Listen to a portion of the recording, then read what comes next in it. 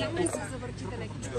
В последни дни преди вода очаквате ли увеличаване на сигналите на нарушения? Да, нормално е да има увеличение на сигналите, както и образуваните досъдебни производства. До момента, към днешна дата, 213 сигналите, които са получени в структурите на Министерството. Имаме образувани 80 досъдебни производства. В днешния ден се работи на територията на областна дирекция Велико Търново. Няма нищо ново за момента, нови начини, ако искате да питате, аз съм сигурен, че ще питате, няма нищо ново за момента. Лично според нас кампанията се върви спокойно. Сигналите са като брой, отговарят на тези, които са реално миналата година на същия вид избори. А на изборите ще има ли нещо по-специално като организация от ваша страна?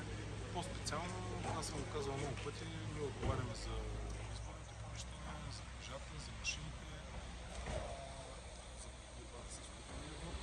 Да, вероятно, има вече предложение от страна на колеги, ще засилим присъствието на определени точки, които според нас може да има стопане на по-много водене. Така че взели сме. Благодаря ви, трябва да